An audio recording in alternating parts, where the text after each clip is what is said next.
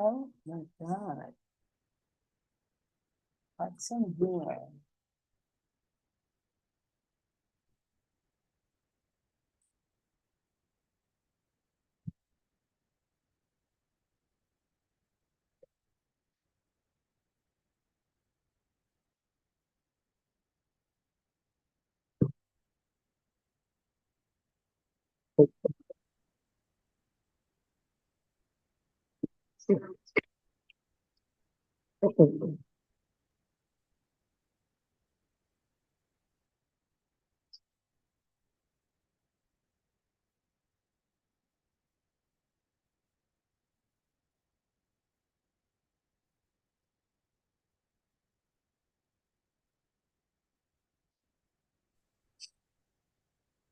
Thank you, Mr. Wilcox. And our first item is the swearing in of the new student representative, Tonali Colon.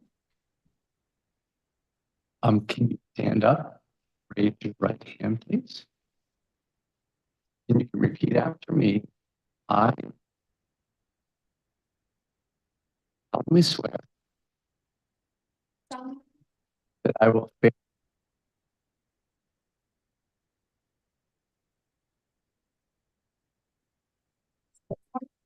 Duty of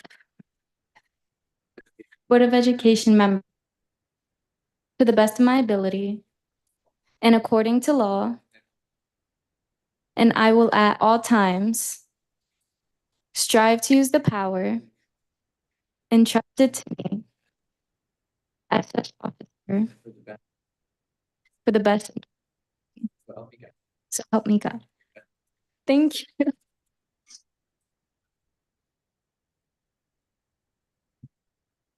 Congratulations. Before we go into public participation, I just want to take a minute to let you all know that I spoke with Harmony, our previous student representative, and the plan was for her to be here today, just to give her a proper goodbye. However, she could not make it because she's packing. She's heading off to Columbia University tomorrow to start her summer program. And then she'll be there in the fall. So I said, maybe if you're here, she's gonna be back in August. Maybe she'll be here one day in August. Very good. Excellent. Very cool.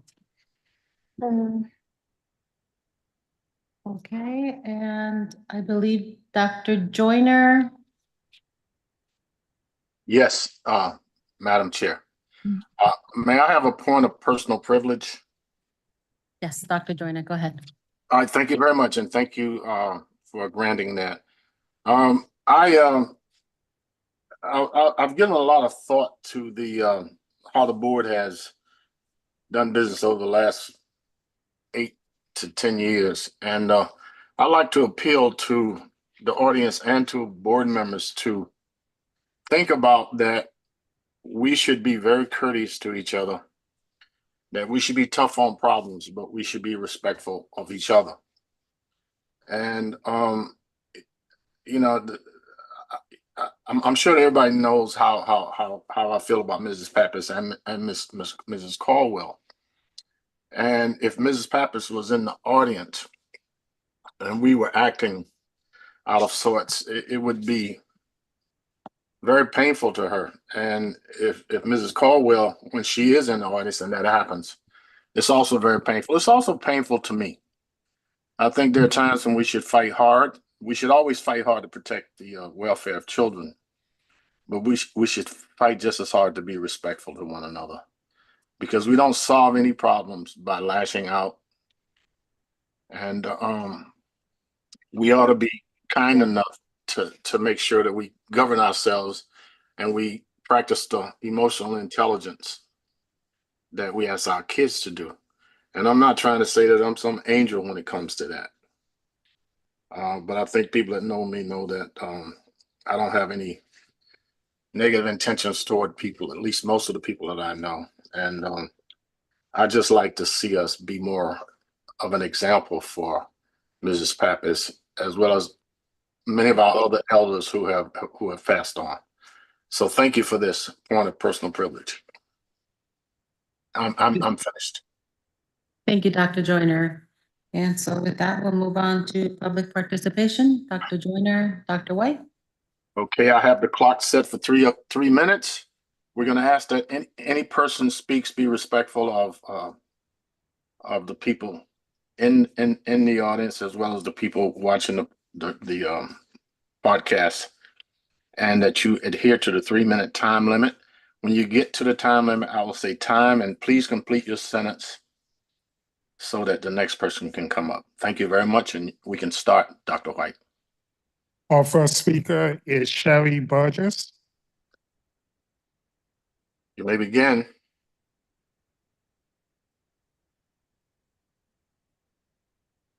Dr. Joy said she's walking to the podium. Okay. Ms. Burgess, I'll start as soon as you utter your first syllable.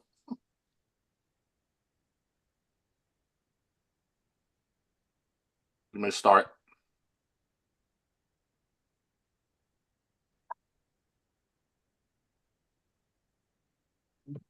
Okay. As you can tell, I'm not used to public speaking, although I taught in the classroom. For those of you who don't know, I am a retired teacher. I sent an email on June 17th. I sent six members. One was returned because of an address problem. Mr. Mayor, I apologize. I didn't have an easy way to reach you by email. I didn't want to bug your office, so you did not get one. The email was in relation to something that happened a year ago, at the end of the 2023 years, when I taught at Metro and 20 of my students' grades were forgibly changed. I went into extreme detail in the email of what happened and why. The thing I have, and I got the phone call, so that's why I'm here tonight. I said, oh, good, I can say what I had to say, not all that I had to say. But I just want to know, received why I didn't get a response, even though I was reporting an incident of fraudulent grades that took place the previous year. I was devastated. I was insulted. I don't know what happened, but I haven't heard from anybody. I thought it was a longer period of time, but it was only 2 weeks ago, but I don't know.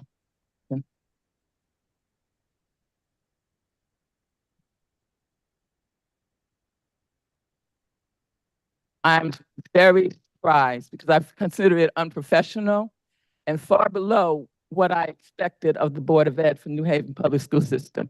As I said, I have retired. I retired a year ago. First, had I been a teacher, I wouldn't even be here. I would have pursued it because I tried to pursue it, but each time to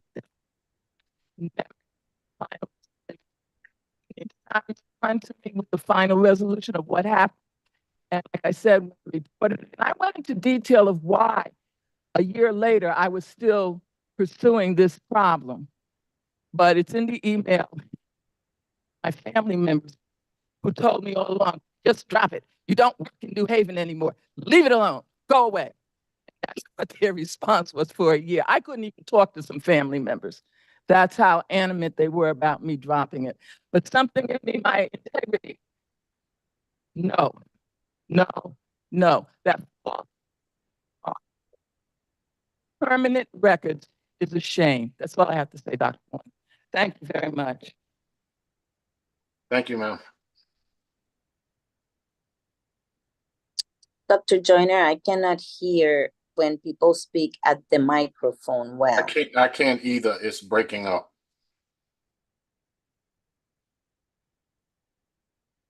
There must be something wrong with the speaker system there, because you and I both are having the same experience.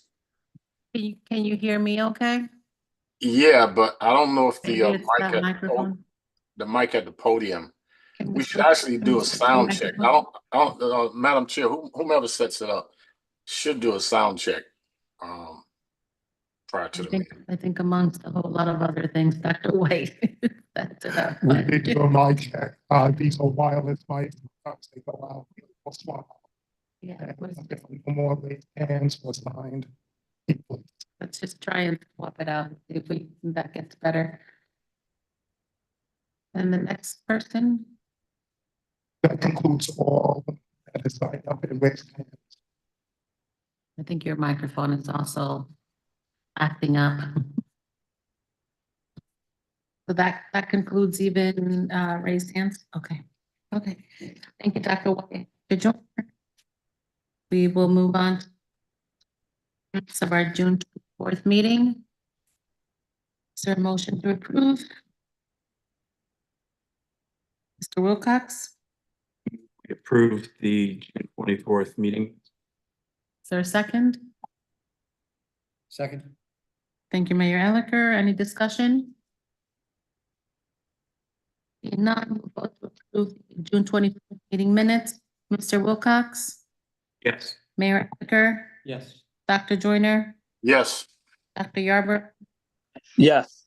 Dr. Benitez, Yes, Ms. Downer, Yes. Mr. Musser is not. And Ms. Yes. Renee.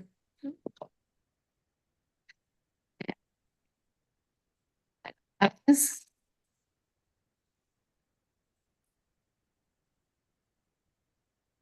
The next item is our personnel report. Dr. Negron.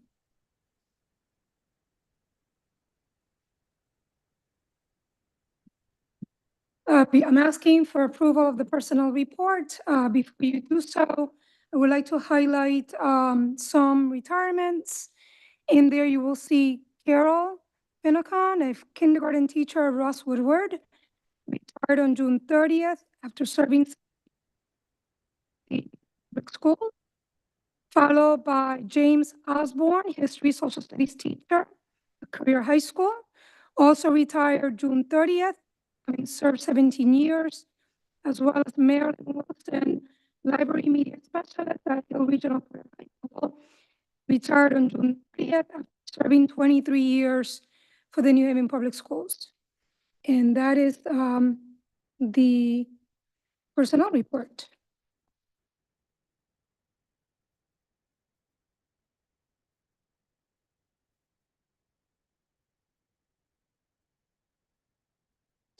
There a motion to approve the personnel report, Mr. Wilcox?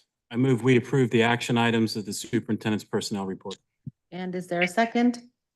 second, Thank you, Mr. Wilcox. Dr. Benitez, any discussion? Seeing none, we'll move to vote to approve the personnel report. Mr. Wilcox, Yes. Dr. Benitez, yes, Dr. Joyner, yes, Dr. Yarborough, Yes. Ms. Colon. Yes. And I'm a yes as well. That item.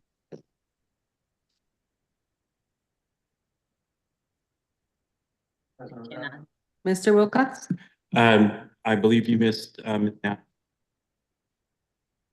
I'm sorry, Ms. Downer? Okay, thank you. And so that item passes, and we'll move on to the second reading of the evaluation of instructional materials. Dr. Benitez? yes, I would like to make a motion to approve and adopt this policy 6161.1.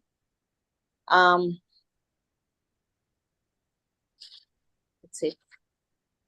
Sorry.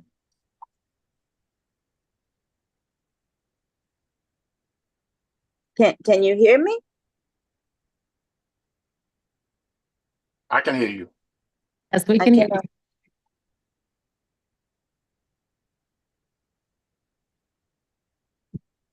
Can't hear them. Second. you. Is there a motion to, okay, thank you, Mr. Wilcox.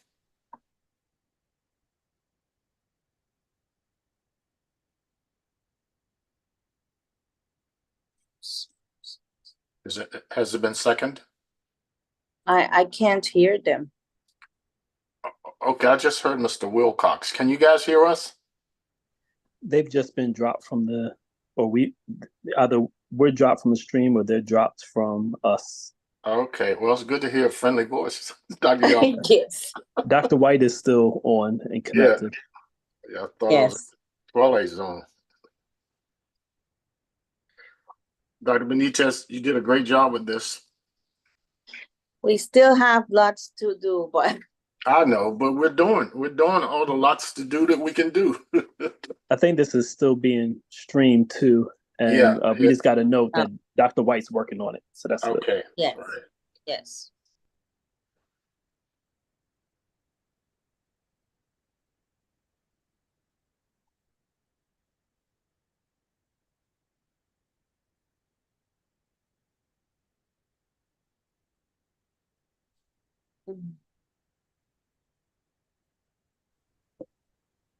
It's- Can you? No. We can see you, but we cannot hear you.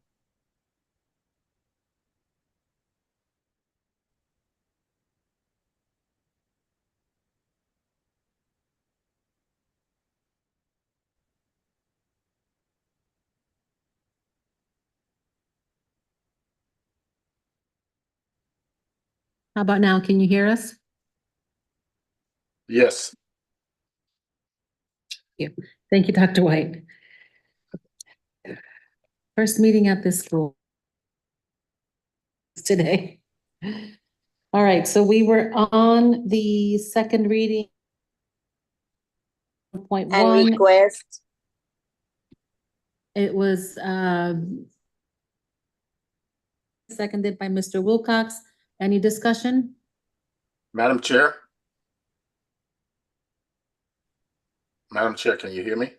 Yes, Dr. Joyner? Okay, first of all, when we look at stuff like this, we should make sure that it lines up with our Constitution, with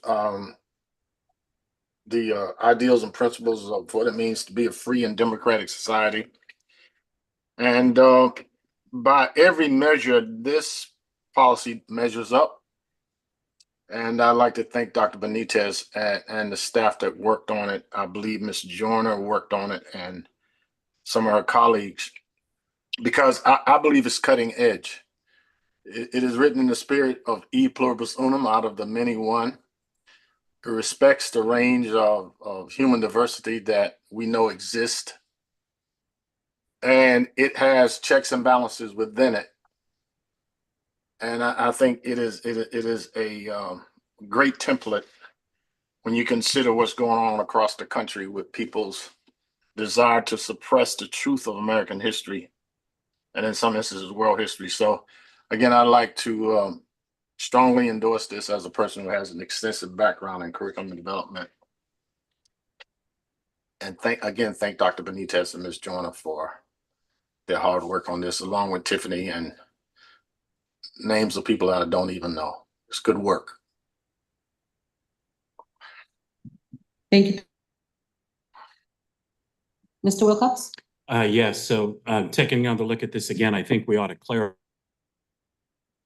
And then there's an associated regulation. And the first page is the policy associated regulation that goes into more in-depth with details in different scenarios. I guess I'm wondering if we should amend the motion to say that we're approving this policy. So that's my question. well, I believe that when we discussed it, I wanted to introduce it as a policy. But if it will suit the board better to say policy and regulations, I believe that that is possible. We just want to make sure that it is binding and that our staff feel that we have given them the intent of what we would want to see in classrooms in terms of materials. So yes, we can amend the motion to reflect that it's a policy and regulation. Mr. Wilcox? Yeah, so I'm the motion to add in the word regulation.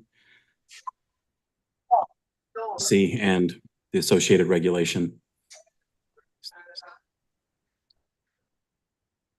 Move the policy 6161.1 and the regulation, the associated, Yes, okay. thank you. And is there a second? Second, Thank you. okay. Mr. Wilcox and Dr. Benitez, any further discussion? We'll go. Dr. Benitez? I just wanted to clarify that this is one of those things that we write and that we hope provides that guidance. But as we read it one and twice and thrice and so forth, we always find additional things that we want to do. So I want to make sure that we all understand that this policy might come back to the board for revision in less than a year, because there are things that I'm sure we can improve on it because of the Okay. nature of the policy. Thank you, Dr. Madam Chair. Joyner? Okay, we're kind of breaking up a little bit, but I'd like to say amen to what Dr. Benitez the comments she just made. If you think about it, all of our national, state, and local documents are made by human hands. And as a consequence, we're not perfect, but as long as what we do is morally, and that's always relative to, and intellectually defensible, I think we're okay. Plus, it should be consistent enough to meet changing demands. It should be broad enough, and I think that it is. And I think that once it's implemented at various levels of the system, then we'll be able to get the information that we need in order to make it better. But any kind of policy we create, it should be malleable enough so that we can make changes in it for the greater good. So we probably should review particular policies annually, and we should also create a feedback loop so that people can give us information in real time to let us know how it's being executed at the classroom level. Thank you. Okay, seeing no further discussion, we'll vote on 1.1. Dr. Benitez? Turn your mic on. Yes, Mr. Wilcox? Borough?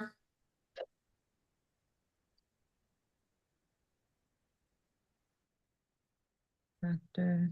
Okay. Did you call my name? Yes, Dr. Yarborough? Yes, sorry about that. Ms. Downer? Yes. Dr. Joyner? Yes. Yes. Mayor Elicker?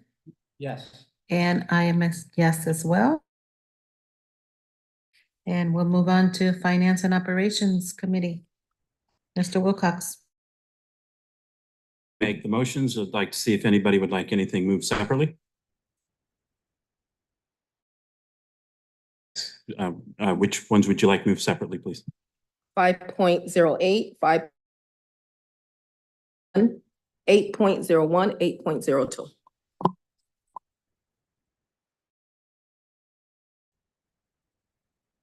Okay, so just to clarify, it was 5.09, 6.01, 8.01, Yes. right? Oh, and 9.0. Was before 8.01? Right? 6, that's the one I was missing. So I think it'd be easier. Just move through those separately, the separate items first. So I think because the amendments relate to some of the motion is that I move we approve the amendment number 1 to agreement with custodial services. This is amendment 6.01. Second, Been properly seconded. Any discussion? Downer?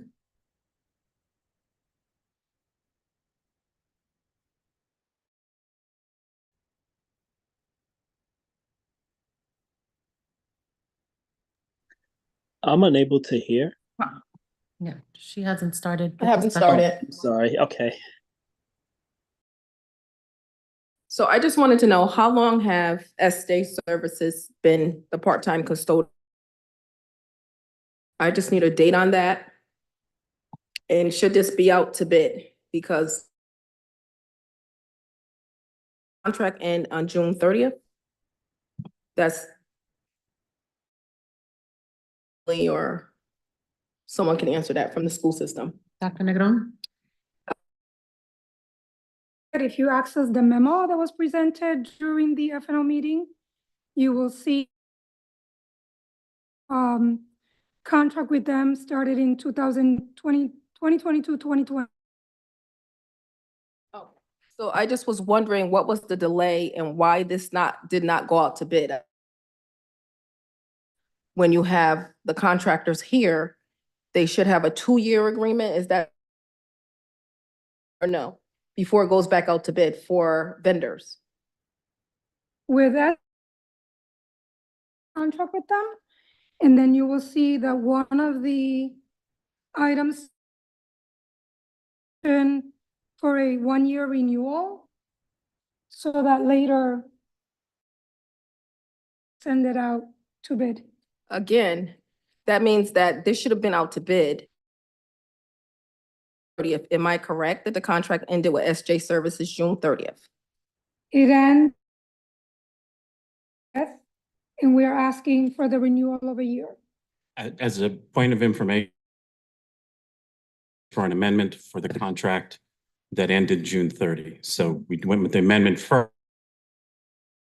Didn't way anybody would want to vote about the renewal of the contract. So the motion on the floor is for the amendment. Amendment number 1 for this fiscal year that ended on June 30. So that's why I need the board, the folks that work for New Haven Board, to answer them. I don't want to be disrespectful, but I need these answers. There should have been ended in June 30th. What was the lapse in time and the reason why we didn't go out for earlier this year? That's my question. Answer would be clarification. Are we discussing the amendment or are we discussing? We're just Point of order. We are Mr. Wilcox? discussing the amendment number 1. right. We're not. We will do that next. But right now, what's on the floor? Amendment to last year's contract. Amendment is they're asking for an additional $500,000? Is that what that? Dr. Negron? That is correct. And again, I want to reference to try to address as many questions as possible and be able to give you data points. Year 1 of the amendment of the contract, which was year 22. My question to you is, we have a vendor here that has been doing services for 2 years. Hey, there is no metrics, there's no data, I could basically sum up. I've been in these schools. So I just want to know why they did not go back on SJ Services. This should have been out to bid. Regardless of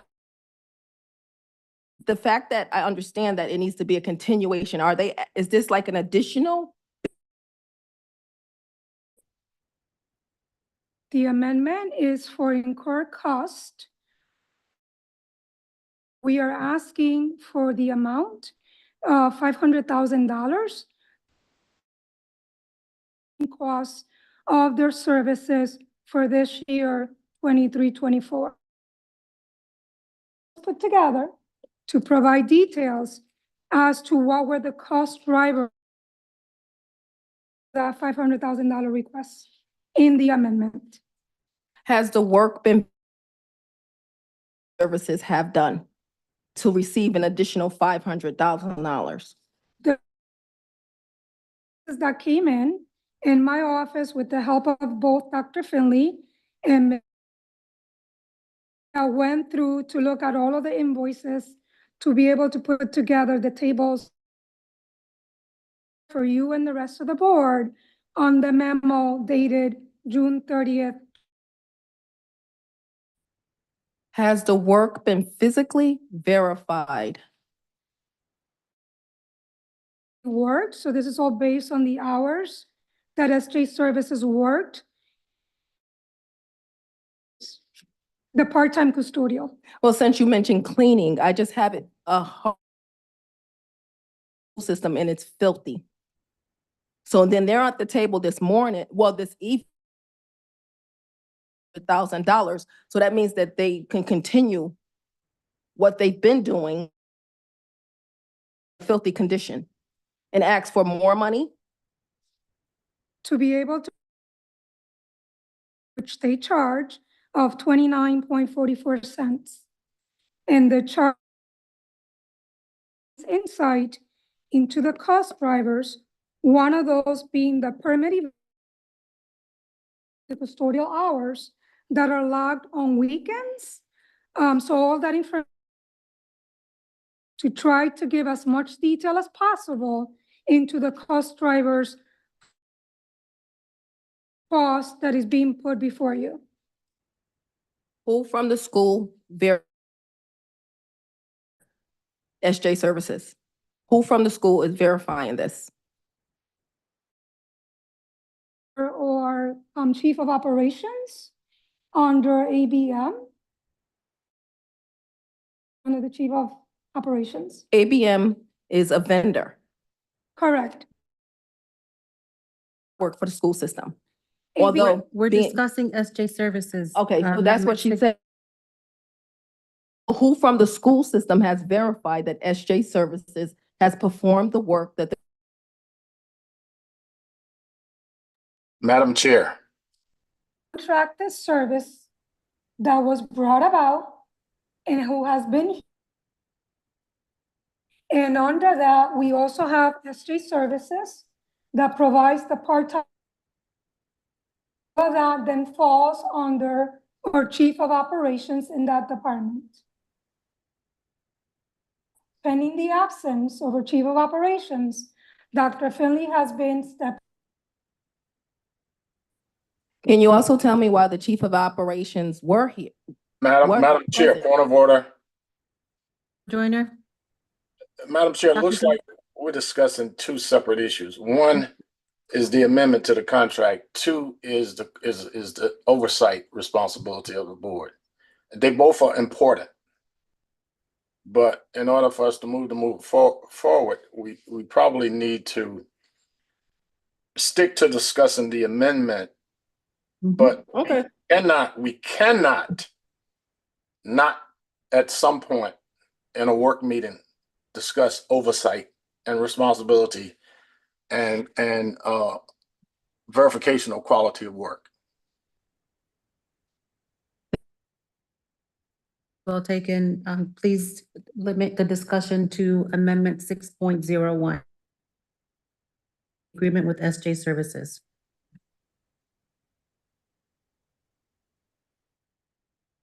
The answer, the COO was supposed to oversight SJ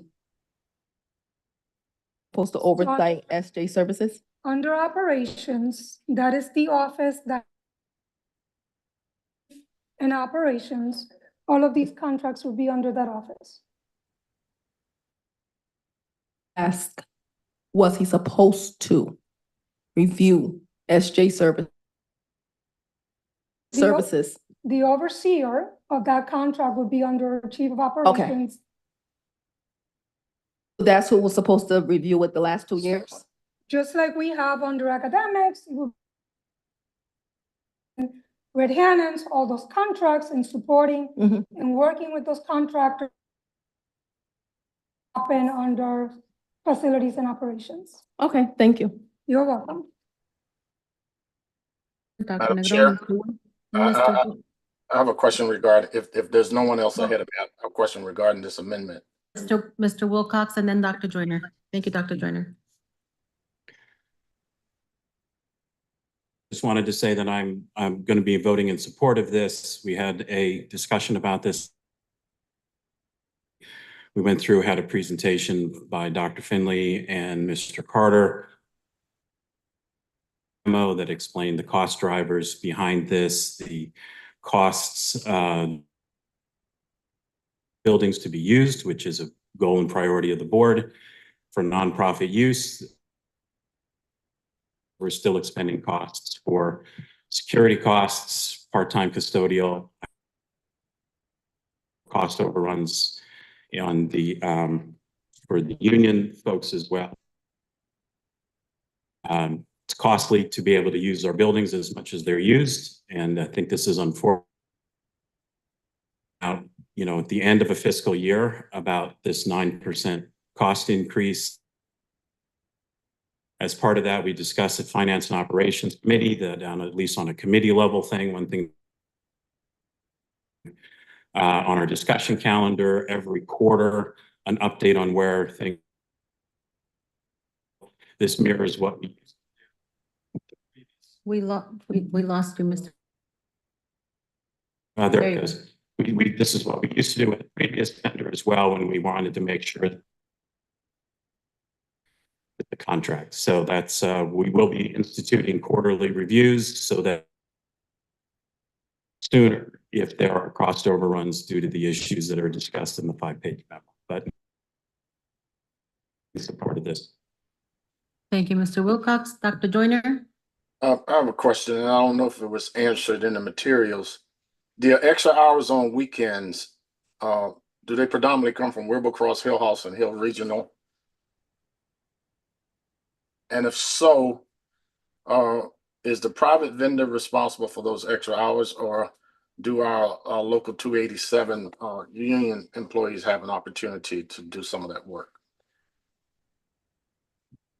Yeah. Dr. Negron?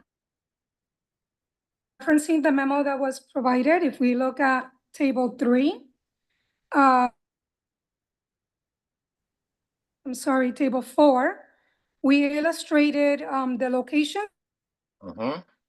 in terms of permit hours and costs. And it does illustrate the areas where those weekend permits come in. For example, Courier and Hill House. Okay, Madam Chair, I guess some of the problems I'm having is with board docs.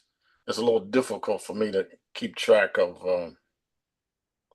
because I have to have this stuff on I have to have a computer for the meeting, then I have to have an iPad for that. So you're referring to the amendment or the SJ Services PDF? Referring to the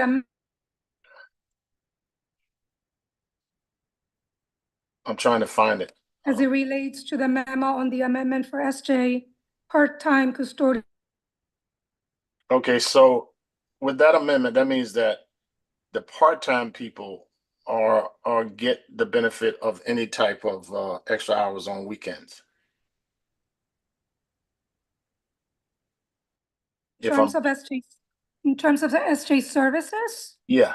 where the hours came in terms of the hourly rate, there's a comparison of the rate from 22-23 as opposed to the rate in 23-24. And it also illustrates the number of hours provided by month and also by permit hour locations and costs.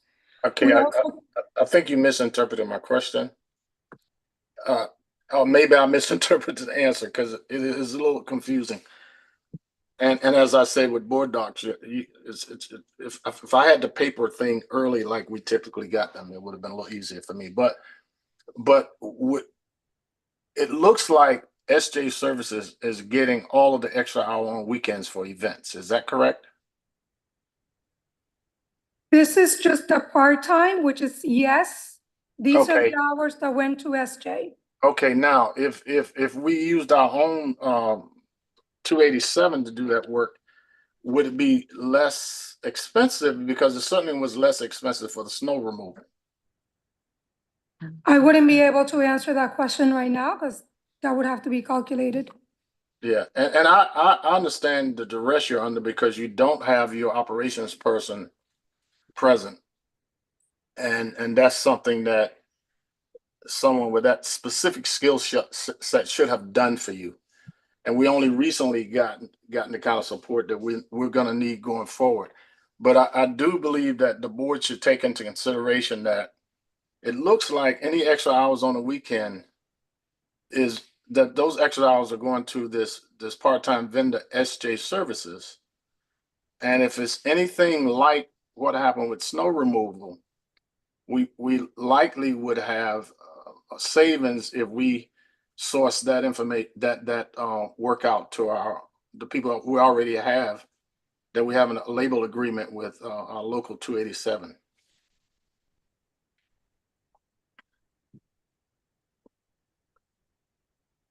And that to me, that's a real challenge. Okay, thank you, Dr. Joyner. Mr. Wilcox, did you have your hand up? No, you were done. Ms. Downer and then Dr. Benitez. So I just have to echo Dr. Joyner. I mean, like, we have local 287, which actually has an agreement with the board.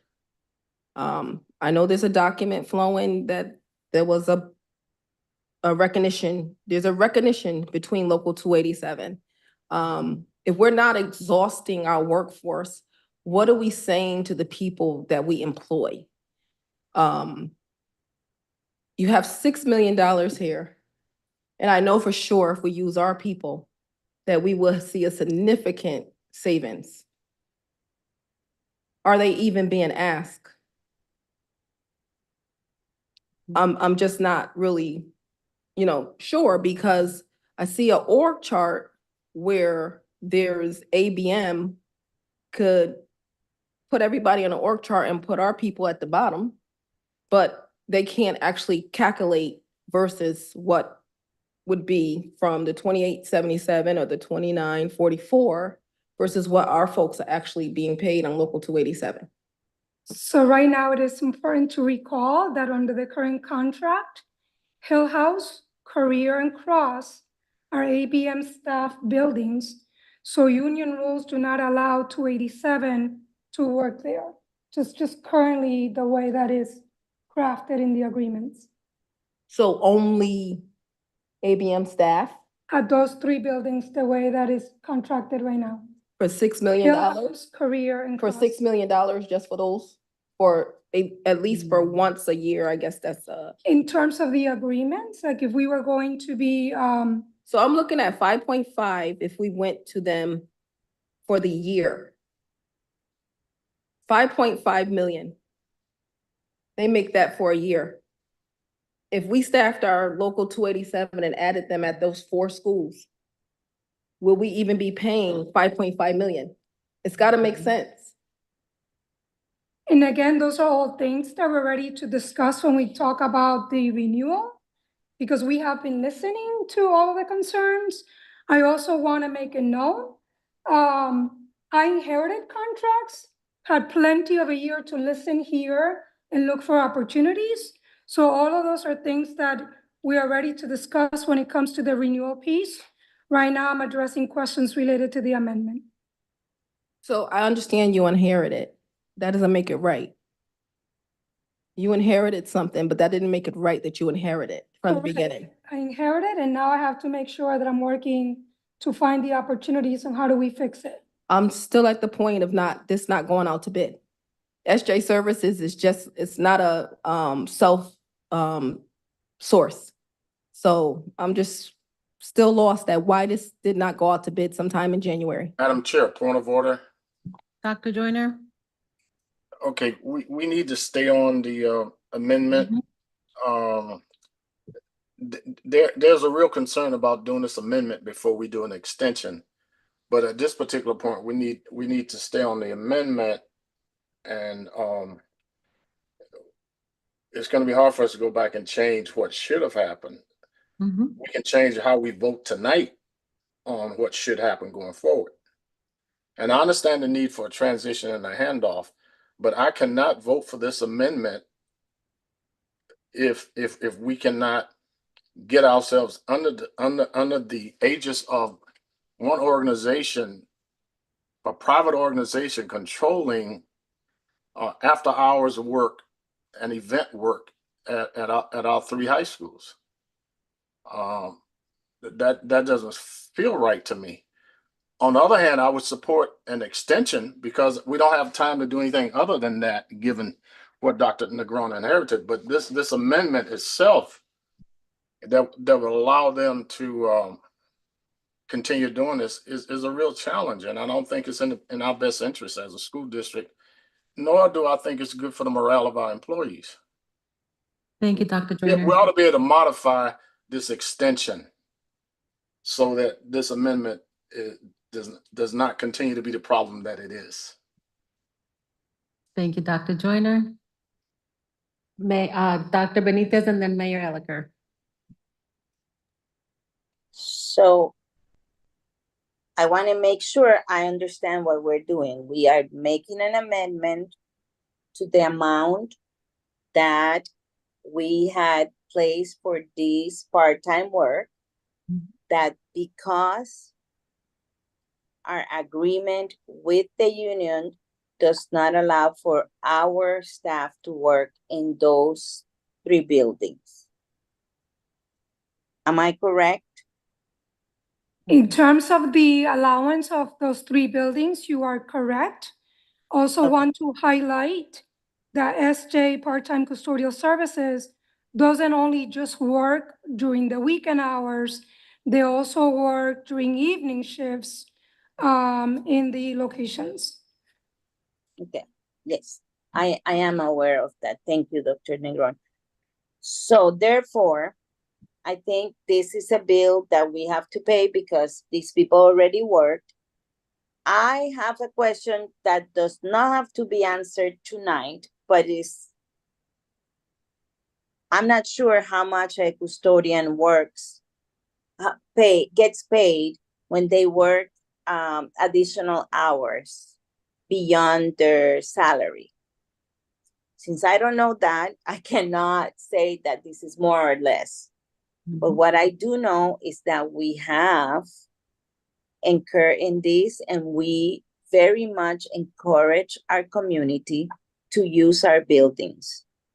I think now is a time for, not right now in this discussion, but in the very near future, for a conversation about how we all have to share in the cost of these, of the use of these large buildings.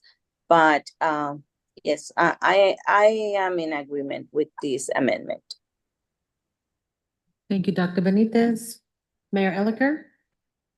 Just real quick, because we've talked about this a lot, but there's a contract in place that is not on the table for tonight. Dr. Negron has made a commitment to explore that contract. It's come up before, whether we want, and this has come up for several years actually, whether we want to take that work inside or continue to proceed with a hybrid. Part of the workers are our own unionized workers, or part of the workers are SJ Services, which I believe is also unionized, working staff, but under a private company. But that's something that she's committed to looking into and doing the math. It's a complicated question that deserves a lot of thought, that's separate from this conversation.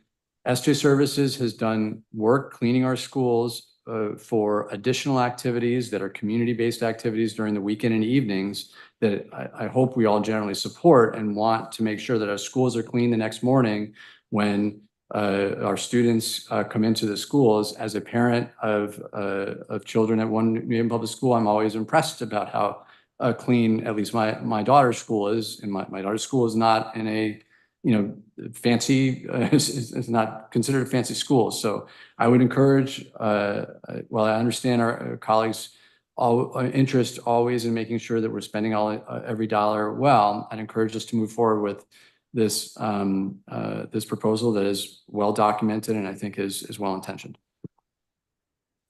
Thank you, Mayor Elicker.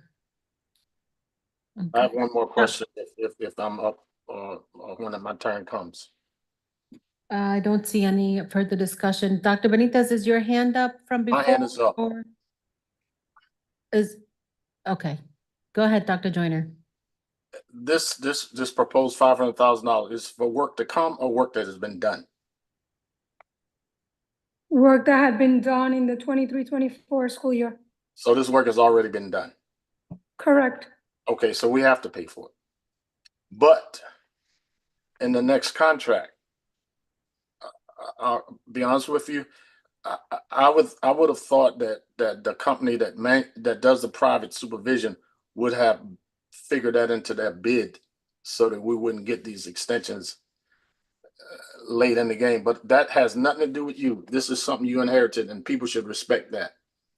What I would like to see in the next contract is a fair contract in terms of the savings that we could generate if we rethink this particular part of that contract. The idea that S1 Services is responsible for all of the extra hours of work at the high schools.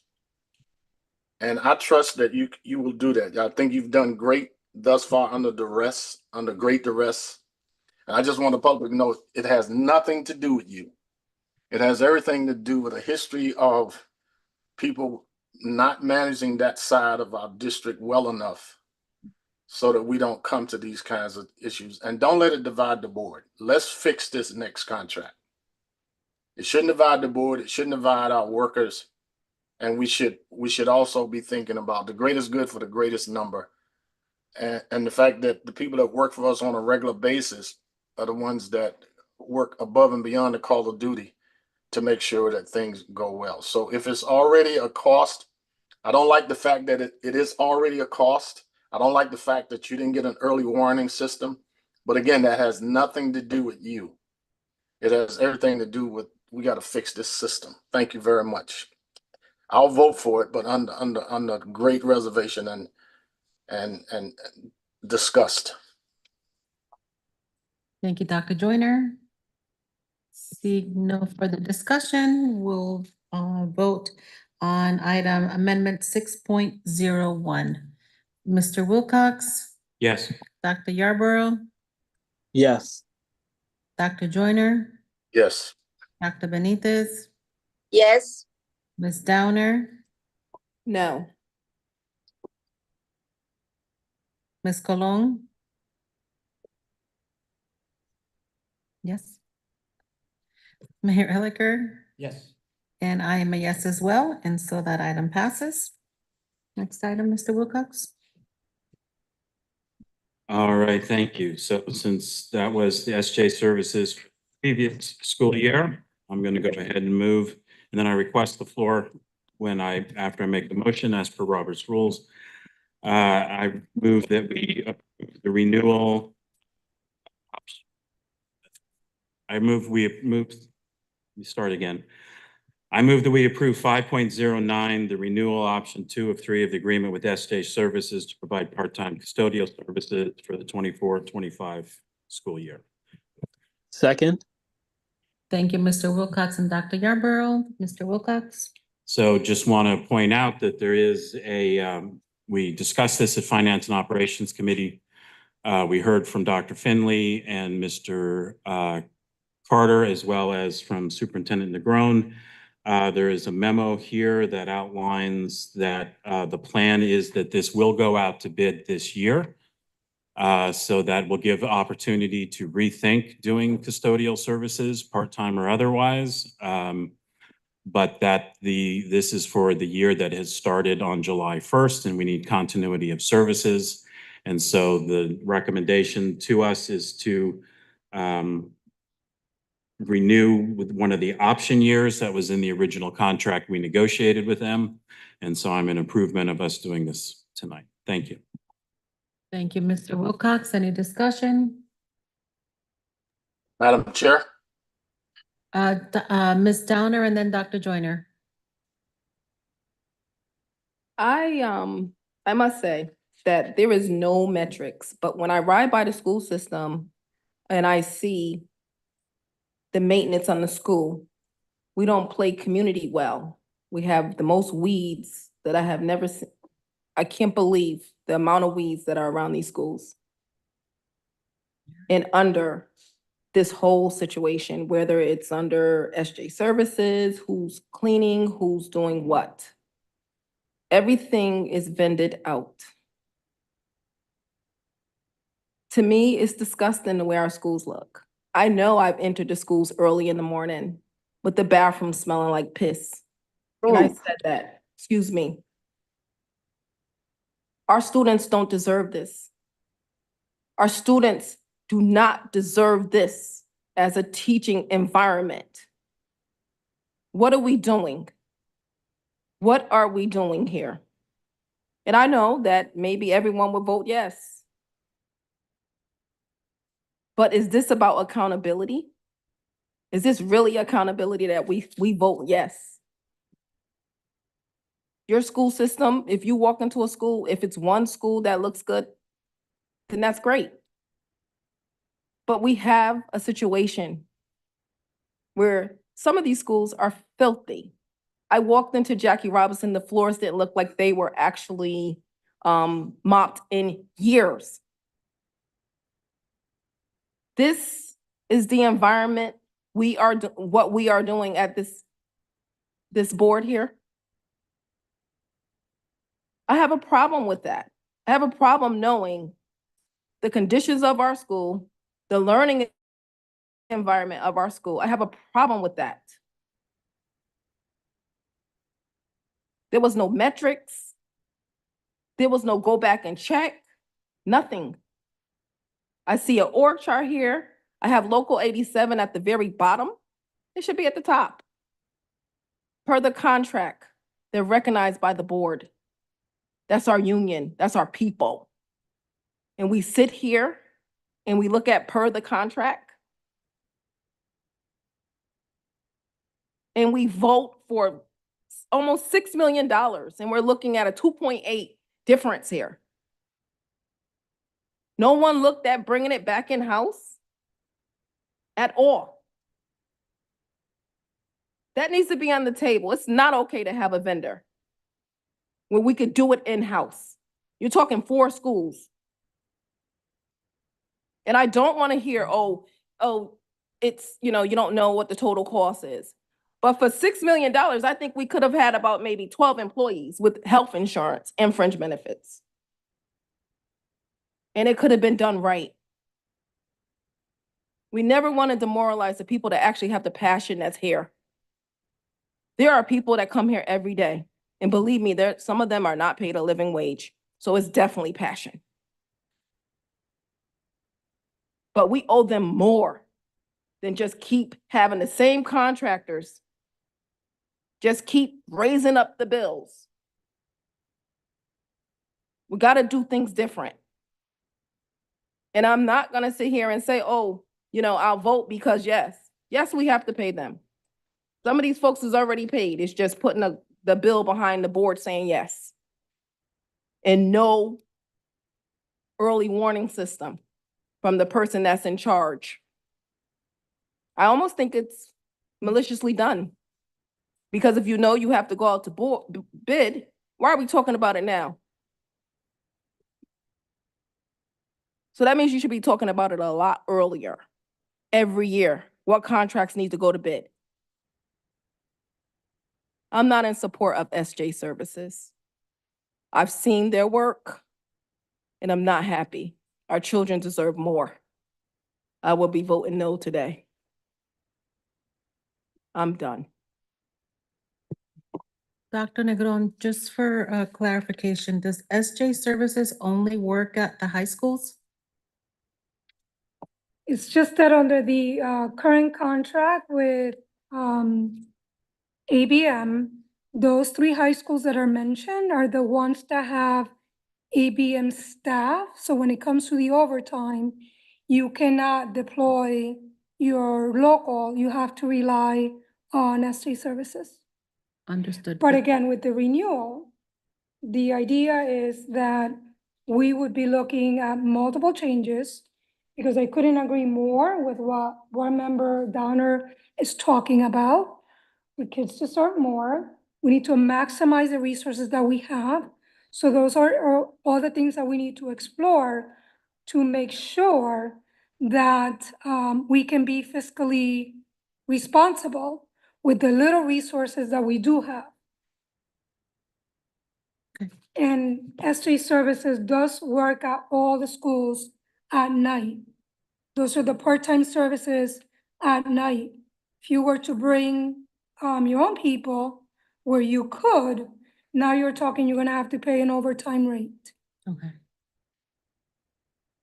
Okay, I just wanted, so the 5.478 that we approved before, but then the 5.56, it's not just the 3 high schools, it's all of the part-time schools. services. Got it, thank you. Thank you, Ms. Downer. Mayor Eliger? I know we have a lot to cover tonight. I think it's very important that, I mean, everything is true, but it's very important we don't paint the entire school district with a broad brush. We clearly have facilities issues. There's leaks, water stains on the ceiling, but it should not represent this entire room. We have work to do, and this room looks pretty clean to me. And I know there's a board meeting tonight, and maybe, you know, the conspiracy theorists could say they cleaned the room for us because there's a board meeting tonight. But in my experience, having been in many, many schools over and over again, there's more work that we need to do. There's challenges around facilities, and there's a lot of really good work and good people that are working to clean our schools and to take care of our kids. So I just think we need to be careful not to paint things with a broad brush. Thank you, Mayor Eliger. Dr. Joyner, is your hand up from before, or? It's been up, yeah. I look at it a little differently. I think that there is some righteous anger about some legitimate issues in the district, but I have confidence that our superintendent will get to the bottom of this and come up with a better contract. And I want to just state why I'm voting for this, because I think we made some points that might make it better the next time around. First of all, Dr. Negron inherited a horrible contract. And I can't say anything about other issues related to that because it might put certain things in jeopardy. But she inherited a horrible contract. And in order for us to have an orderly transition, we have to extend this contract with the caveat of quality control, inspections, and some type of standard to make sure that everybody in the district is doing what they should be doing regarding keeping the schools clean. We're under the tyranny of time. As you can see, this contract has already caused disruption within our own ranks, but that's okay because no justice, no peace. But based on what she's done over the last 90 days, last 90 days, she is handling this with class professionalism and deliberation. And she's doing it without the type of help, of specific help regarding operations that you might otherwise have if we weren't in our current predicament. I believe that the combination of Dr. Negron, Dr. Finley, and Mr. Carter, who is one of the most expert people in these matters you would find any place, will get us to a better contract. I think more in-depth discussions will get us to a fairer contract for all parties concerned. And I think in the final analysis, we'll have cleaner schools, more timely repairs and what have you.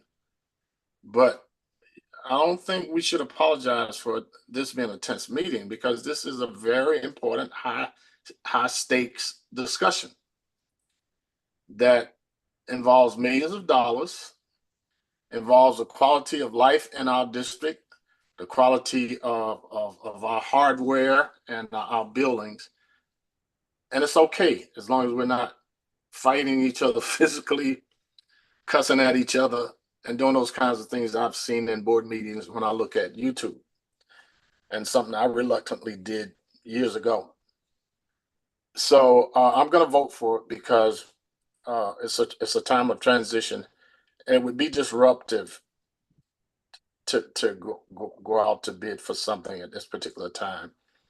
And even as she was fixing a lot of things that were wrong in the system, particularly with curriculum and instruction in those areas, she's not perfect, but she has performed, in my opinion, magnificently in dealing with some of the other issues that she's not getting credit for right now, particularly in terms of textbook collection and whatever. And she's down a number of key staff members.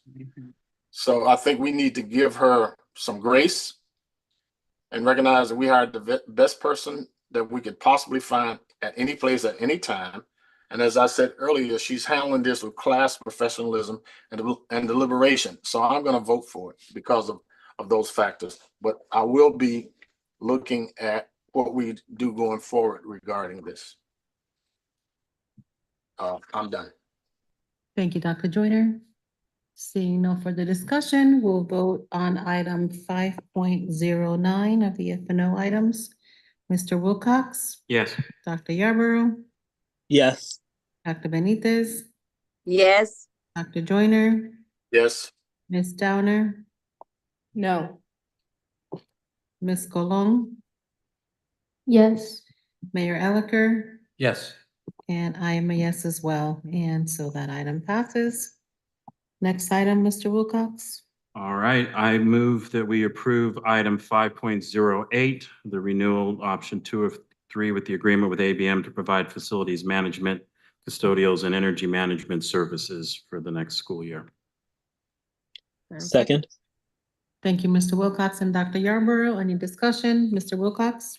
Yes, we did also had a good discussion about this at Finance and Operations Committee meeting, and as is outlined in the memo, this also is a contract the superintendent has decided she's going to make sure goes out to bid in this next year, but this is for the school year, for the fiscal year that just started on July 1st, and so the renewal recommendation is what's in place.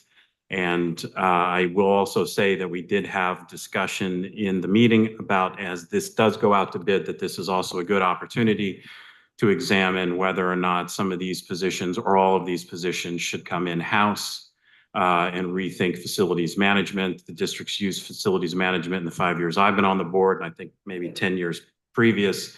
And so I assume some of that comparison work was done a couple of years ago when this was put forward and went out for requests for qualifications, but it'll definitely can happen this time as we move forward this year. So I'm going to be voting for this tonight. Thank you.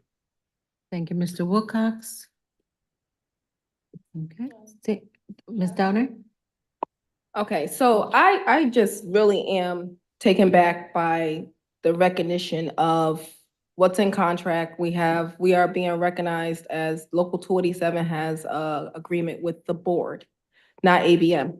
I'm looking at a whole org chart that they have a whole system, but I'm also looking at Conti's pool. I'm also looking at the facilities management of trucks that are sitting in the back of Conti. I'm looking at how change orders, maintenance orders were closed out, unfulfilled. That's the stuff that I'm looking at. And whether, I don't want to paint it across the board, sorry, Mayor, but I see it. I'm not going to act like I don't see it. I am not in support of ABM.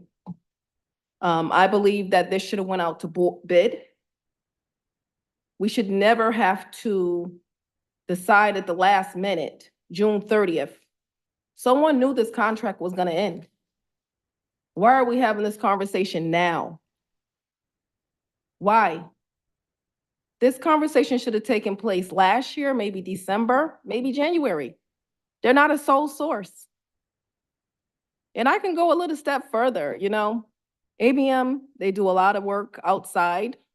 And I wonder if the CEO would just pop into our schools and see the conditions under their branding of their name, of what the work that they actually do.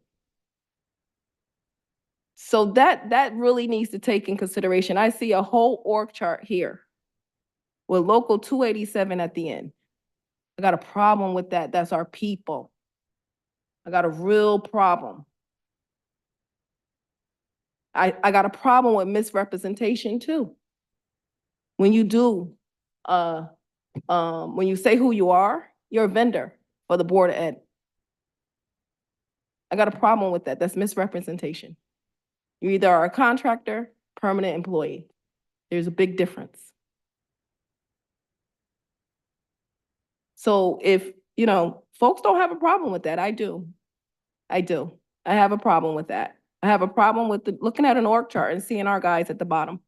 I got a real problem with that, and I'm looking at it right now. What does that say to Local 287? It's very clear that their contract wasn't rectified to change, that they would be actually, there will be a designee for the board. Because in the reality is, if there ever was a grievance, they can't grieve ABM. So just because something was done, that doesn't make it right. We've been managing, I know for sure when I was in school, I've never seen this many vendors, whether they do it at night. I know we have an evening custodial team, and we have a day custodial team. We know from the snow, the double work that happened. The double work was because the work wasn't done right. So we got double billed, but we had to pay them because they did the work. And there's such a thing, if you don't pay them, you can be sued. So I almost think that this stuff is already knowledgeable. I think we could have did better. I get it, Dr. Negron inherited. But next year we shouldn't talk like that. We should talk about accountability and what we're gonna do different. We know it's this is not a sole source.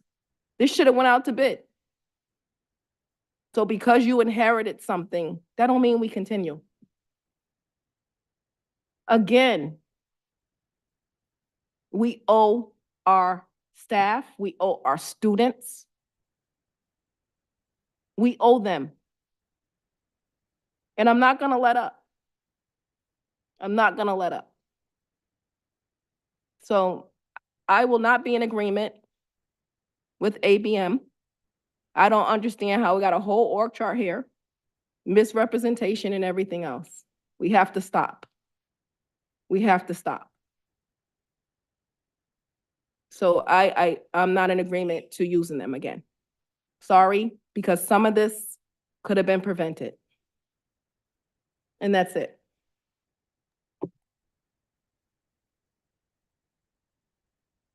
I also wanted to provide, thank you. I just wanted to also provide some context here because I do think that our buildings could be in better shape and that we have leaky roofs and pools that aren't usable for students on hot days in the summer. I also think that I put this in context with the general budget situation. We don't have enough language teachers. We don't have enough librarians. We don't have enough new books in the libraries and in the classroom libraries. And we spend on 45 buildings what other districts might spend on 20 or 15. And so we can take a look at a variety of different things. One of the things that came up as a discussion item possibility was just like we did the staffing guidelines report to do a gap analysis on how many social workers and 30 or 40 other positions, how many we should have to meet the needs of a district this size. We also talked about doing that on the facility side of things. How many custodians should a district this size have with the more than 4 million square feet? And see that I'm going to be certain because we see it in pretty much every other job category we have. We do not have enough people in place to do all the work that needs to be done. And we do not have enough money to purchase the materials to fix the buildings that need to be done. So when I take a look at this, it's not that I don't care about any of these things or think that our kids don't deserve this. I think our kids deserve a lot, and it's the chronic underfunding issues. We're the richest state in the country, doesn't fund its schools equitably. So we have to put up with a lot of things as we try to stretch the two short covers to cover all the needs of the district. So I'm still in remaining of support of this, and I am glad that the analysis is going to be done to go out to bid. And I'm in support of us doing the renewal option that we negotiated into this when this did go out as the RFQ process a couple years ago. So thank you. Thank you, Mr. Wilcox. Hold on, Ms. Downer. Dr. Joyner? There's an old saying that when you find yourself in a hole, stop digging. And I believe that both Dr. Negron and Mrs. Downer and Mr. Wilcox are on the same page. I think what we're saying is that when Dr. Negron took this position, she reasonably assumed that everybody in charge of different areas would be carrying out their responsibilities. That's not always true. So what I think we have to think about now is going forward, because there was a laissez-faire approach with no oversight of this part of our district. And there was an assumption that people that were getting paid were doing their jobs. And I'm not saying they weren't, but clearly, with some of the experiences we've had over the last several weeks, somebody dropped the ball. Now, what I'm banking on and why I'm voting for this is that everybody that receives money from this district has to report to the superintendent. She knows a lot more now than she did when she took over the district. She actually also knows a lot more than what she can say. There are certain legal sword of Damocles hanging over our heads, and there are things we cannot say. But because every employee, whether they're private or public, have to report to the superintendent, I believe that she will put an infrastructure in place so we will know whether or not people are doing what they're paid to do. We will have some sense of the quality of work, just as we have done with the work that she orchestrated around the curriculum and an instructional part of that. There might also be some policy issues for us as a board to make sure that some of that stuff happens. So we can't go back and change the past. Let's focus on the future. And let's believe that we hired the best possible leader for this. She certainly is going to be a far better leader after she figures out a way to get through this with support. And I'm going to vote for that, because to vote against it would create more chaos than we currently are experiencing. So I will vote for this. And we'll be watching how things go forward. Done. Thank you, Dr. Joyner. Ms. Downer? So I keep hearing this, we don't have a lot of money. $7.5 million is a lot of money. That's between ABM and that's between SJ Services. If we brought it in-house, if I just even call off a number of $52,000 a year for a custodian, I could hire 144 custodians.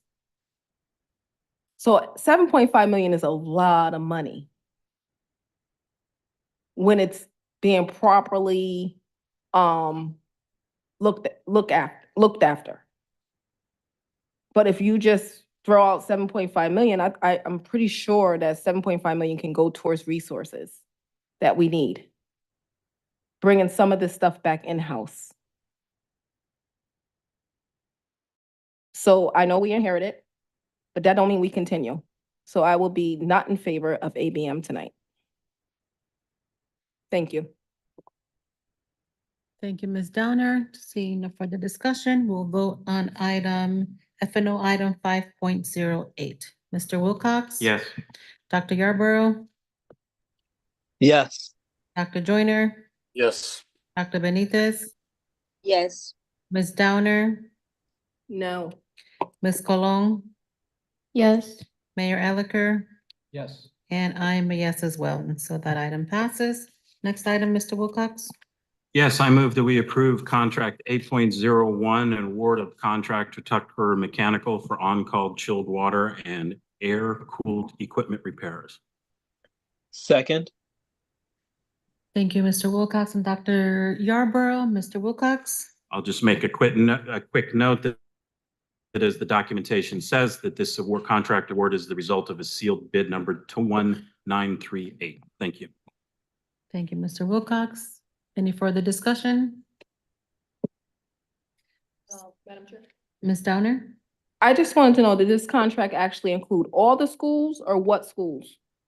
Or is it Tucker Mechanical just going to 4 schools? This would be to be on call wherever we need services for chilled water and air-cooled equipment repairs. Okay, is there any way that some of this would be refunded if we don't use it?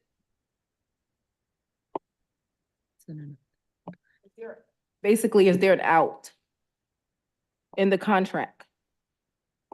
Not to exceed, is, if this money is not used for its intended purpose, is there an out?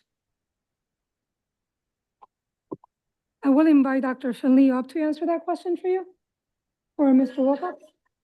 Yes, as a not to exceed contract, this would be for when we ask them to do work and then they invoice and bill us for that, we pay it. So the not to exceed is a spending threshold that's built into this, after which they would have to come back to the district would have to come back and ask for more money through a change order process. Or if the money is not expended, then that money can be reallocated to be spent elsewhere. But as a not to exceed contract, those are across the board for the work that's done. Thank you. The other question is it not to exceed what type of work on call? Does it include parts or it doesn't?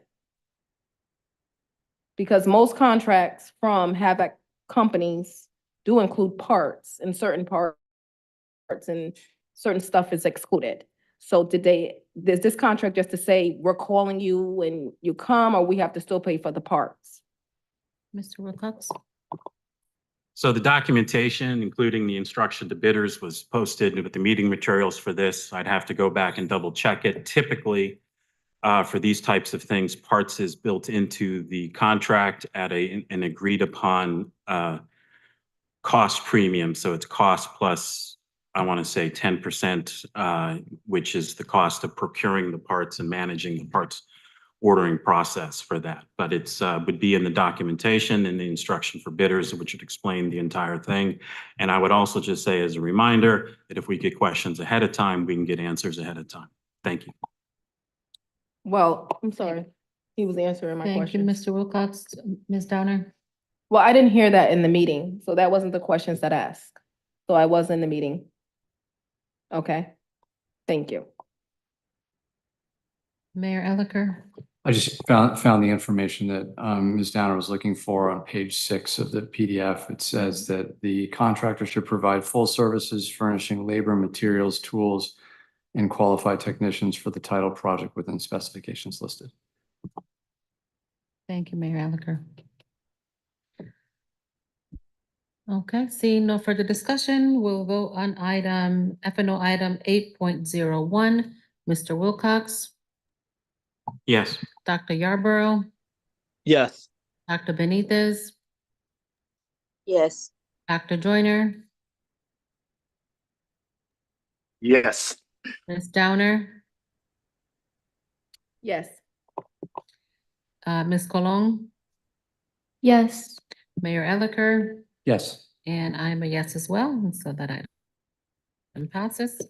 Mr. Wilcox?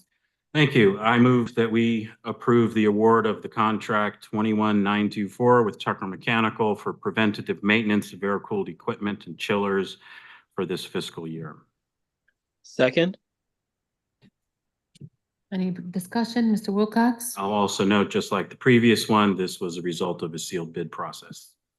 Thank you, Mr. Wilcox. Any discussion? Ms. Downer? So I also read it and it said low bid for rate. So usually when there's a low bid, they come back with change orders. Is this just gonna be not to exceed the 75,000? Mr. Wilcox? So it's just like with anything, if the not to exceed amounts, these amounts are set based on previous experience over several years of what it costs and what we can afford to run in the schools. If we had extra work in the category of preventative maintenance for air-cooled equipment and chillers during this fiscal year, it could result in a change order. Or if it does not, then it is a not to exceed. It will not go over without coming back for a change order. And if they don't use all those funds can be used for other purposes in the operations that fits inside the approved budget. And I will also just remind everybody that we, in the first October meeting of every year, have a change order report, which goes over any and all change orders that happened the previous fiscal year, so that if anybody wants to do the analysis on if it was a result of a previous board member claiming that everything comes back with change orders, and we were able to see that some things come back with change orders and some things don't. So we do have that retrospective look at it of the previous fiscal year in the first October F&O meeting. Thank you. Thank you, Mr. Wilcox. I have a question, Madam Chair. Ms. Downer?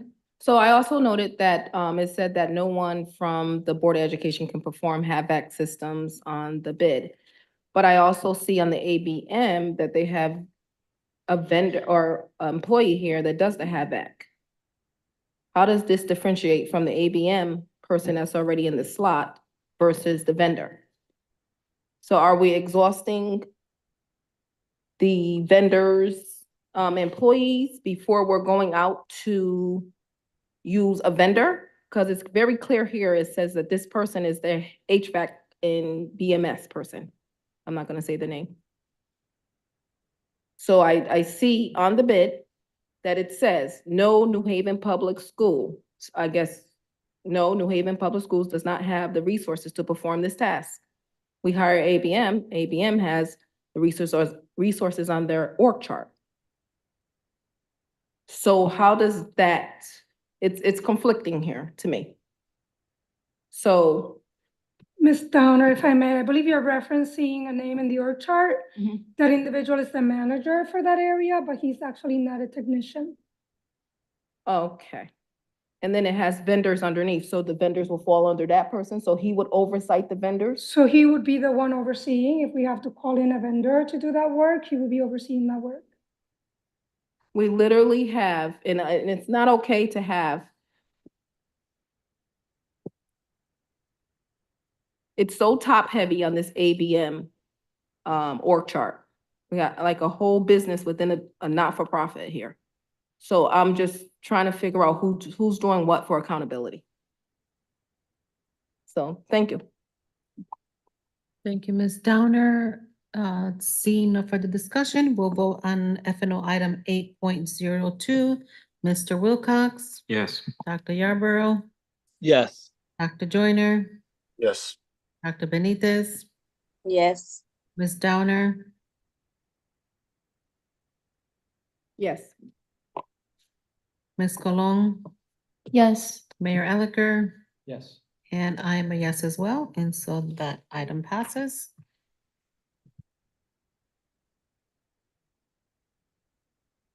Mr. Wilcox? All right, I'd like to make another motion, and is that I move that we approve change order 9.02, which is a no-cost change order number 1 to the contract with Irwin Seating Company for the installation of the bleacher system at Floyd Little Athletic Center. Second? Thank you, Mr. Wilcox and Dr. Yarborough. Any discussion? Mr. Wilcox? I'll just say that as was discussed at Finance and Operations, where we did bring up concerns that people had expressed in board meetings, that change orders like this, even though they don't increase the cost, could have increased costs because things get slowed down and then the cost of materials will go up. And for this particular contract, the rationale for this delay was since the board approved this seating contract, The district was able to apply for and receive close to $9 million in funding for the Floyd Little Athletic Center to do a lot of different work in there. And so the bleacher replacement work now has to be coordinated with flooring work and other work that's happening. And so while it's unfortunate, I see this as a good thing because the district was able to apply for and receive these extra funds. Thank you. Thank you, Mr. Wilcox. Any further discussion? Madam Chair, Dr. Joyner and then Ms. Downer? yes, I'm gonna vote for this. And I'd like to commend Mr. Wilcox for the extra work he did to try to get as much of this done in time. Unfortunately, the best laid plan of mice and men off go awry. And that's not me, that's Robert Burns. But I'm hoping that we can get it done in as timely a manner as possible. And also to Eric Pachowski for the work that he did with Mr. Wilcox and our delegation. I cannot thank our delegation enough. So thank you, delegation, all the people that represent us in the legislature. Thank you, Dr. Joyner. Ms. Downer? Actually, Mr. Wilcox answered my question. I just want to make sure I included the floor. Okay. Yeah, I'm good. Thank you, Ms. Downer. Okay, seeing no further. And Mr. just to Wilcox? clarify, the bleacher system contract that's in front of us here doesn't include the floor, but the grant work, I mean, the bonded work, that's all the renovations, the 9 million, 8 or 9 million in funding, that does include much needed flooring systems and a variety of other things. Okay, thank you, Mr. Wilcox.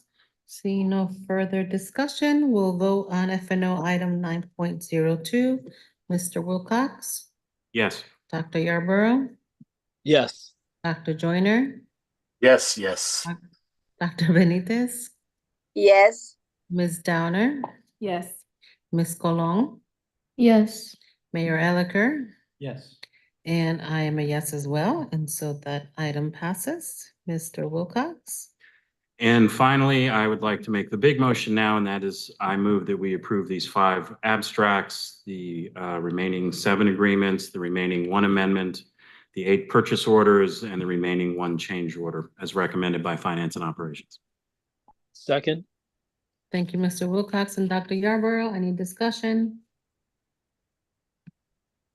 Seeing none, we'll vote on the remaining FNO items. Mr. Wilcox, Yes. Dr. Yarborough, Yes. Dr. Benitez, Yes. Dr. Joyner, Yes. Ms. Downer, Yes. Ms. Colon, Yes. Mayor Elicker, Yes. and I am a yes as well. Thank you. So that item passes. And we can now move on to the students' report. No student report yet. Okay. Just say no report. So we don't currently have a lot on the student report. Me and John Carlos are currently working on collecting people who would be willing to create one for the new school year. That is all. Thank you, Ms. Colon. Superintendent's report, Dr. Negron. Thank you so much. I do have a report for you today, and Dr. White is going to be helping me. Thank you, Dr. White. So for my update this evening, I want to take an opportunity to thank this Board of Education and the community at large for the opportunity to serve as your superintendent. As I begin my 2nd year, I do want to take a moment to highlight the work that we were able to accomplish together in 23-24. As we implemented a new literacy curriculum, we worked to ensure our classroom teachers were empowered to use these instructional materials adequately to support their students. Members of the academic team responsible for curriculum and instruction conducted more than 150 structured classroom walkthroughs and visited more than 800 classrooms. The group provided constructive feedback to teachers and building leaders and identify trends to inform professional development opportunities for school staff. We instituted a school continuous improvement review process, which allowed us to know intimately each school's plan for improvement along with the supports needed to carry out those efforts. A team of 17 academic leaders, including myself, assistant superintendents, curriculum supervisors, principals, and coaches, participated in a state-sponsored masterclass in the science of reading to increase our own capacity as leaders of instruction. We developed a district literacy plan and launched school-based literacy leadership teams in 13 elementary schools. We were pleased to see growth in student literacy according to internal assessments using the rubrics from HMH. Among students in grades 2 through 5, the proportion of students scoring at or above grade level grew from 16% to 32% from fall to spring, and the proportion of students 1 or more grades behind dropped from 65% to 46%. In grades 6 through 8, the proportion at or above grade level grew from 23% to 34%, and the proportion 1 or more grades behind dropped from 58% to 46%. And in grades 9 through 12, the proportion at or above grade level grew from 34% to 45%, and the proportion 1 or more grades behind dropped from 45% to 35%. We were very excited to also see growth in student literacy according to the spring SAT day outcomes. There was a 9% increase in the percentage of students meeting or exceeding evidence-based reading and writing benchmark, increasing from 27% to 36%. And I do want to highlight those 3 schools whose increase rate was greater than the 9% that we saw as a district. A lot of work also transpired in mathematics. We saw gains according to internal assessments in the percent of students on or above grade level from fall to spring, as well as the decreases in the percentage of students 2 or more grade levels below, which is exactly what we want to see in our data. A lot of energy was placed on developing and strengthening our district math culture, such as the launch of the first annual district math fact fluency bee and the math madness competition that was held between schools. And here you have a list of other things that happened. We also added, sorry, Dr. White, you were right. We also added a link for you to enjoy a quick presentation, and you can do that at your leisure. We're not gonna play it for you, but the link is there. We know that attendance is crucial to academic success, and we spent an entire year on this effort. We were able to continue our progress on promoting daily attendance, but we still have much more work to do. The district had a daily attendance rate of 87.4%, and these 27 schools that are listed here had a daily attendance rate ranging between 87.5% and 94.6%.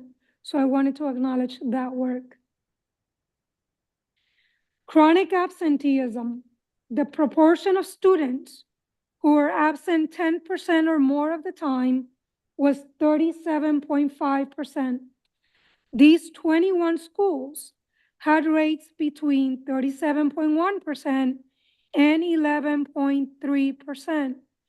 We know how difficult this work is.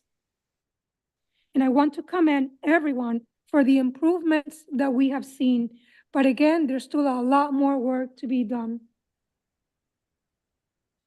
In addition to their work in core academic disciplines, we know our students need support for their social and emotional growth as well. To advance social and emotional learning, otherwise known as SEL, the Student Services team conducted mental health first aid training across the district to help teachers and staff recognize and support students who can benefit. The team created spaces dedicated to or adaptable for SEL at all of our schools. We launched SEL student ambassador groups at several middle and high schools and created a Mental Health Matters Student Award Summit. We also partnered to create the first Student LGBTQ Summit for the district. The number of students in the district who are learning English continues to grow, as do our efforts to support them. We created a classroom at Hill House High School for students who experience limited or interrupted formal education, also referred to as SLIFE. We conducted multiple professional development sessions on sheltered instruction, which is a teaching method that integrates English language instruction into all academic areas for teachers of English as a second language, as well as bilingual and general education teachers. Administrators and instructional leaders from the 8 biliteracy schools teamed up to collaborate on dual language education practices. And we saw an increase of 1.2 points in the percentage of students meeting proficiency on the last link's yearly comparison. We also continue to grow our efforts to support our students in need of special education. We develop a key strategy document as a district-wide tool to service students with disabilities. We expanded transition programs for 18 to 22-year-olds, inclusive of full-time employment for 7 students. And we refined the co-teaching models across 10 of our schools. A total of 185 students earned the seal of biliteracy, representing 12 different languages: Arabic, Chinese, Farsi, French, German, Kinyarwanda, Mandika, Pashto, Persian, Russian, Somali, and Spanish. And all 9 of our high schools had seal of biliteracy earners. The research is clear that students learn best when there is a partnership between the school and the home. We are working to improve our communication with families and to welcome them in our schools. Our outreach to families included 6,243 home visits and 10,225 telephone calls.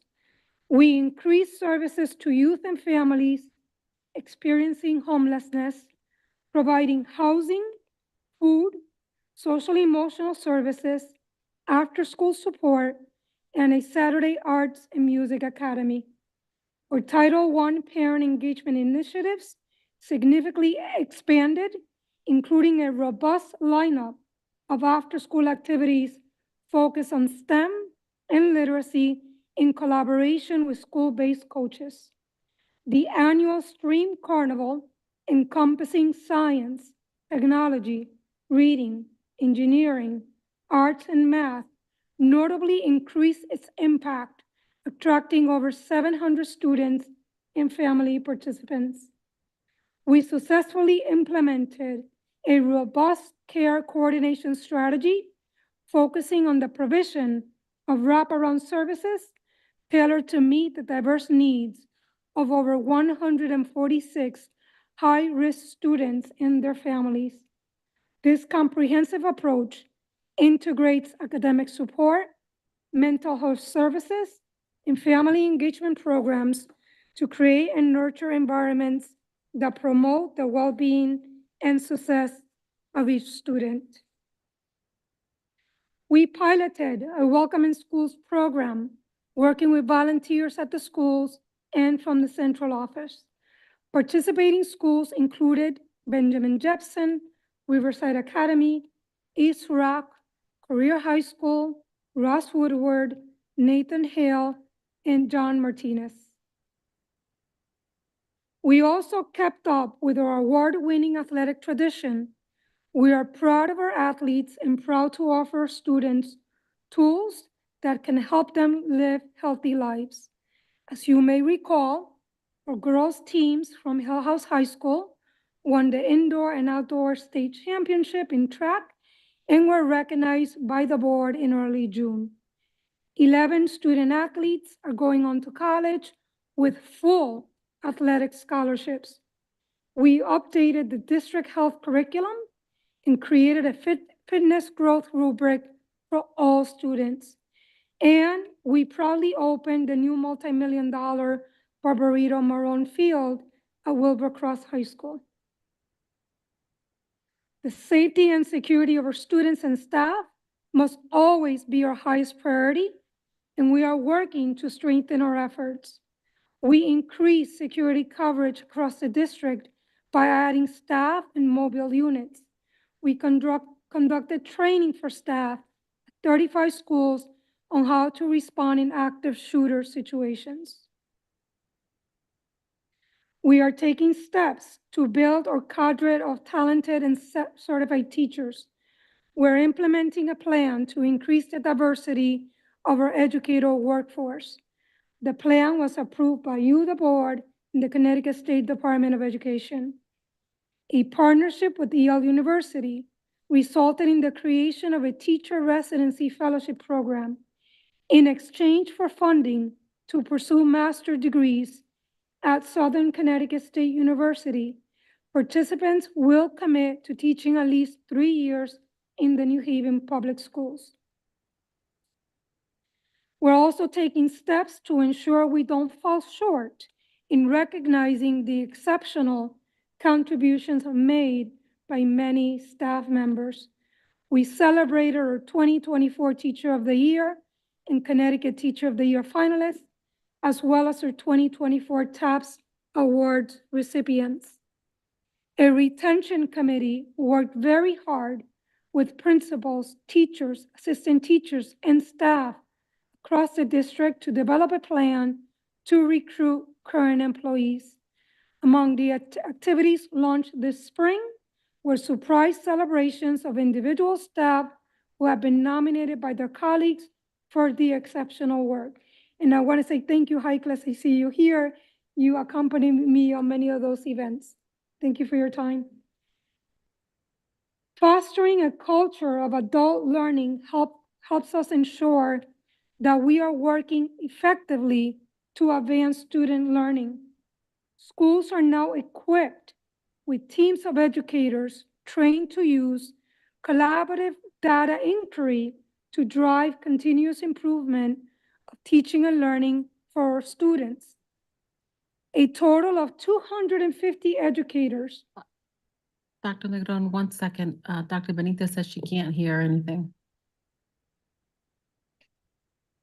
Dr. Benitez, can you hear me now?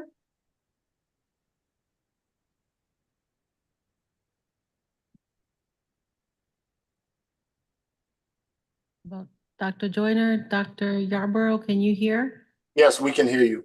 Thank you. Yes. Okay, so it's Dr. So I was Benitez. saying, a total of 250 educators across all schools and departments have now been trained in data-wise protocols. Administrators engaged in a year-long book study. High school leaders read The Make or Break It Year. Middle school staff studied Cultivating a Culture of Reflective Practice. 98% of assistant principals across the district successfully completed seminars on cognitive coaching, exploring the thinking behind teaching practices. The district's executive leadership team engaged in an 8-session series on leading schools with emotional intelligence. The Professional Development and Evaluation Committee review and updated rubrics for the teacher evaluation in alignment with state guidelines. We find that exploring a possible career goal motivates many students to succeed academically. We work to expand the number and variety of opportunities available in high school and even middle school. We created a bioscience pathway in which students will earn university credits and explore an area of potential professional interest in collaboration with the City of New Haven, Southern Connecticut State University, Carter, Winstanley, and BioLabs. We partner with the New Haven Bioscience Collaborative to launch the inaugural Science Week in the New Haven Public Schools. The initiative supported multiple hands-on STEM-related activities. We continue our efforts in affording students opportunities to attain industry certifications. Students receive industry certifications, including 39 emergency medical technicians, 62 certified nurses assistants, and 30 more are enrolled this summer, 1 pharmacy technician and 31 medical assistants.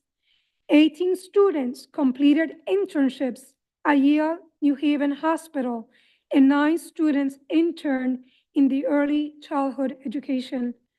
Our students acquired a total of 166 aquaculture certifications at the Sound School. The district offered 42 concurrent enrollment courses in which students study with NHPS teachers certified to teach college-level courses for college credit. This number is up from 11 such courses in the 21-22 school year. As we continue to hone in on our college-going culture, 70% of our graduating students plan to attend 2 or 4-year college programs next year. That number represents a 5-point increase from a year ago. 71% of these college-going students will attend in-state. The greatest number of students will enroll at UConn, SCSU, or UNH. 26% of college students will attend historically Black colleges and universities. We had a total of 1,135 graduates in June.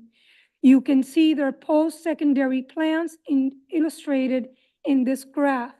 We expect to have a few more graduates at our August graduation. Our students were also able to access scholarships to support their college plans. 208 students qualified for college scholarships through New Haven Promise. 8 students will receive the James W.C. Pennington Scholarships, which provides $20,000 for each of 4 years at participating HBCUs.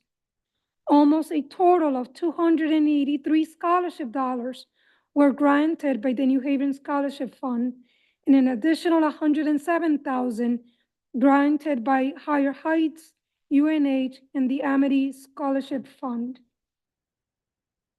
We continue to be very proud of our strong and diverse magnet school programs.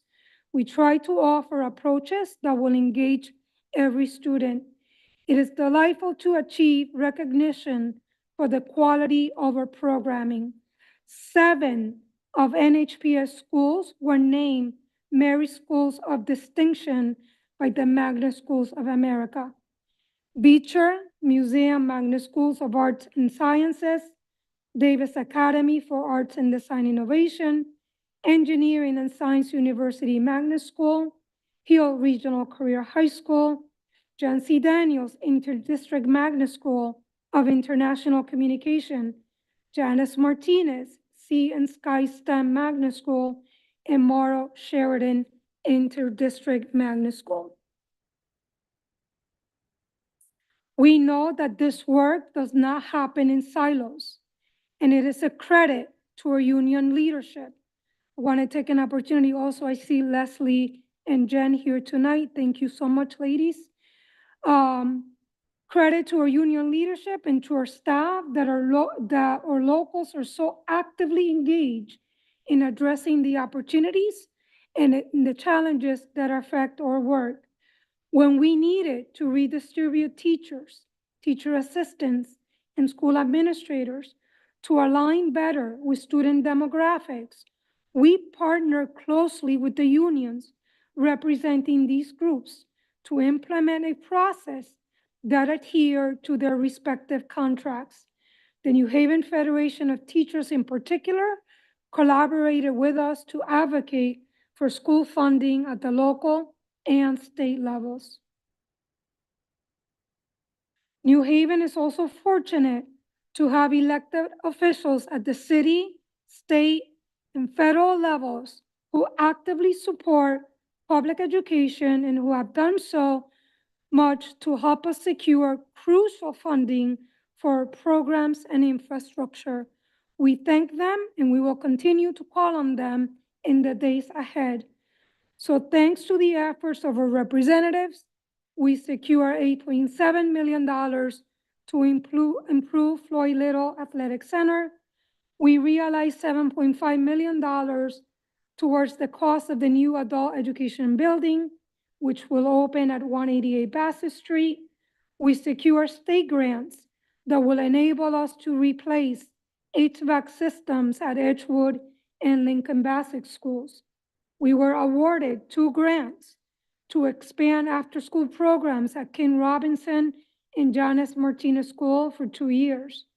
The Integrated Care Pilot Project at Fairhaven Family Resource Center received a $25,000 stipend from the Connecticut Department of Social Services and the Connecticut Association for Infant Mental Health for its work providing treatment and remediating developmental delays among school children. The district received $689,000 in Stronger Connections grants, which are used to create safe, inclusive, and supportive learning environments, foster a safe, a sense of belonging and engagement in schools, and improve academic outcomes and reduce violence and disciplinary actions.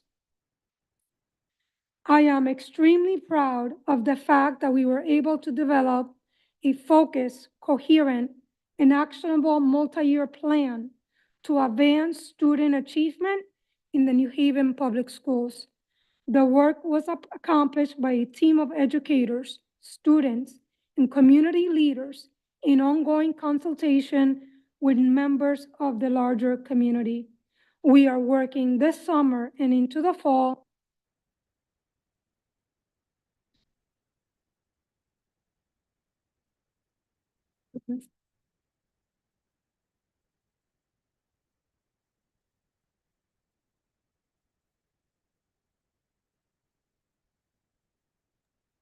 Did we lose sound again? It looks like Thank you. We developed a coherent and plan,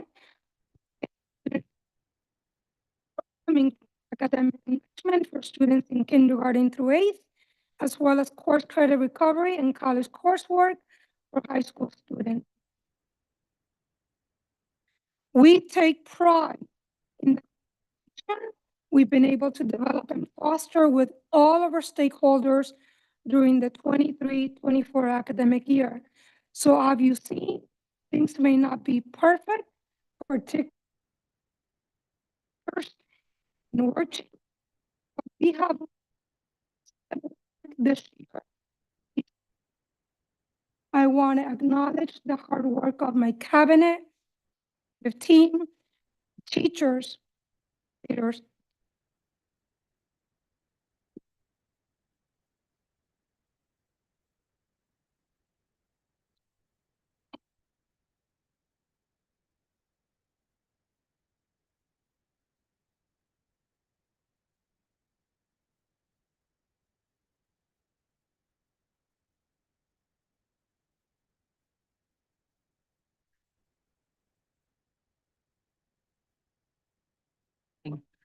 Dr.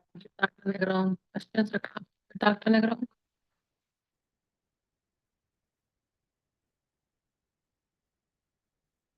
Madam Dr. Chair. Joyner, can you hear us?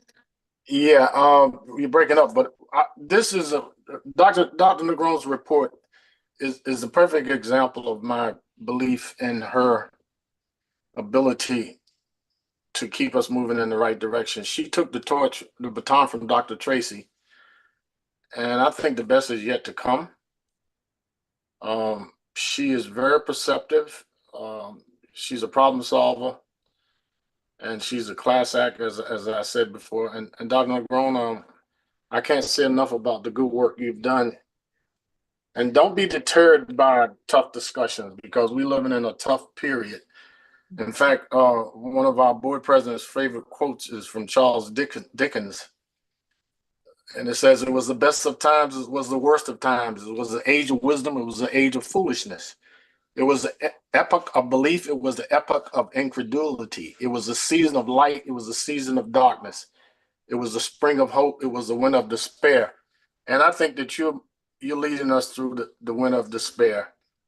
And I'm actually not despairing, because I've seen tough times, and I think everybody on this board has seen them. And I can't say enough about the good work you're doing, and keep up the good work. And I'm going to be with you and supporting you as long as I breathe. Thank you. Thank you, Dr. Joyner. I read that at Troop Middle School way back in the days. You got that good New Haven education. That's right. Mr. Wilcox and then Dr. Yarborough. I'll just be very brief. I just want to say thank you for the presentation. And I know that every single one of those slides represents the work of a large number of people, dozens, in some cases, hundreds or thousands of people, in order to give students a chance to learn as best they can, as much as they can while they're with us. And so just want to thank you. I want to thank the staff. There's staff members here in the audience tonight, department heads, and teachers, and union leadership, et cetera, that just so much of those things just take so much effort. And I just greatly appreciative of all that work that people are putting in. Thank you. Thank you, Mr. Wilcox. Dr. Yarborough. Yes, briefly, just want to underscore what has been mentioned. Dr. Negron, thank you so much for putting everything together. It is a great reminder of our trajectory, which is positive, and what has been accomplished this year. It is easy for me, and I imagine maybe for other people, to see the trees and miss the forest, but you've been able to line up all those trees in the slides and have us to see the bigger picture of progress that is being made. And also all of the dedication and investment that students, families, staff are making. So thank you very much for pulling everything together. You probably left some things out, but thank you very much for your leadership, your work, and all the leaders who serve our district. Thank you. Thank you, Dr. Yarborough. Dr. Benitez. Yes, I just wanted to echo my colleagues. This is a very thorough report. I love that you integrated pictures, and also that you not only highlighted our staff, but also our parents and some of our elected officials. Thank you very much. Thank you, Dr. Benitez. Mr. Wilcox? No? Okay. Okay, seeing no further discussion. We'll move on to the next item, and I do not have a president's report at this time, so we'll move on to teaching and learning report. We have a meeting scheduled for July 17th, where we're going to review our work and try to improve on the upcoming year. Another thing is that there are some retired educators that are interested in raising funds to implement Public Law 19-12, which is the mandated teaching of Black and Latino studies. They want to add to that the immigrant experience, and I think that's a good thing. because we are a city of involuntary and voluntary immigrants. And we are a great city because of the contributions of the multiple groups within our city. And we don't want to suppress the truth. We want to tell everything. So I've been meeting with them, and we've already raised a few funds. I'll talk to the superintendent about that. And we want to continue to do that. And we'd also like to identify schools within the district that can be test sites to execute PL 19-12. It had a New Haven presence in the form of Sandra Clark and myself, and my dear friend, Dr. Ben Foster, dear friend and classmate, Dr. Ben Foster, who was the architect behind it, that brought us into the in the room so that we could help provide that input. Also like to thank Doug McCrory and Bobby Gibson, Senator and State Rep, that really pushed it, and Juan Candelaria from our own delegation. So we need to do more with that, and we're going to try to do more with it, and we have the right people in place to make it happen. So that concludes my report regarding teaching and learning. Thank you, Dr. Joyner. Questions or comments for Dr. Joyner? Okay, seeing none. Teaching and learning. I'm sorry, Facilities Naming Committee report, Dr. Joyner. Brief report. Again, thank you, Dr. Negron. Thank you, Dr. Finley. Thank you, Ms. Viviana Camacho. Thank you, the principal at Roberto Clemente, for really doing such a great thing to help the Pappas family recognize and understand what their mother, sister, grandmother meant to us. We dedicated the library to Mrs. Pappas last Friday. Dr. Negron was there. She didn't sing, but she did bring remarks. There was some good singing, and the mayors couldn't be there, but he sent a representative, Ms. Halsey, who did a great job of representing him. And that's an example of what I meant earlier in the year when I said we need to rebuild the village. The only thing that we have to do now is raise the money for the signage. I've been looking at stuff, and it looks like it would cost about $3 grand. But I think between me and Dr. Benitez, we'll figure it out. I do know how to raise money, and so we're gonna try to get that done, and then maybe do a formal signage installation once we get the resources. There are 3 other names that have been submitted to me for recognition in terms of facilities naming. One name was submitted by a number of number of members of the United Church of Christ to name the Adult Education Center after Reverend Edwin Edmonds and his wife, May Edmonds.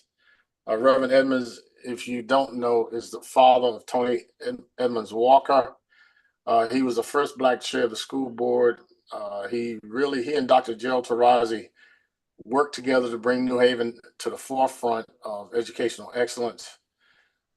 He was a highly acclaimed civil rights worker in the South, and a professor at Delaware State and later at Southern Connecticut, and one of the real pioneers in this city. And I'm hoping that we can use the same process we used to make that happen. The other 2 names are, well, 3 names really.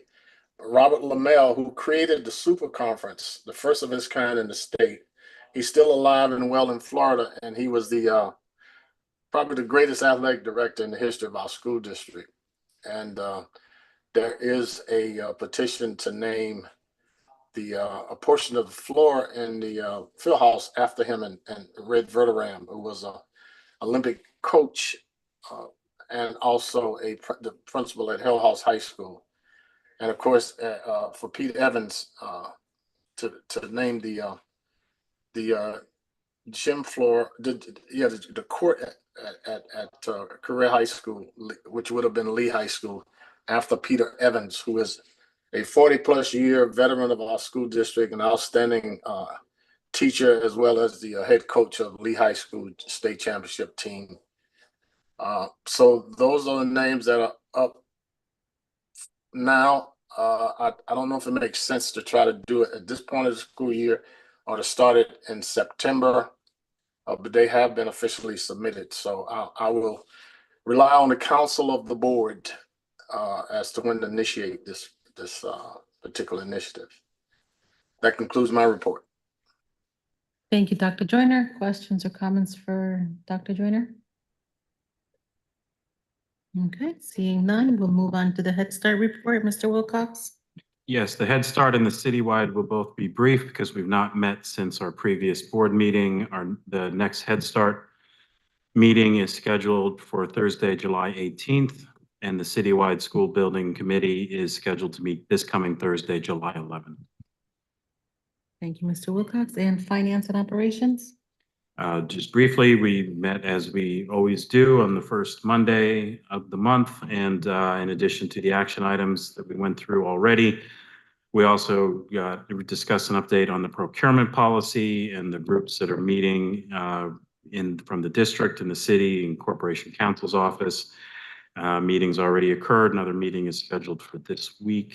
And we also discussed our discussion calendar. So these are the things that are not action items, but an example was the change order report that happens in October. We discussed our calendar for the remaining year.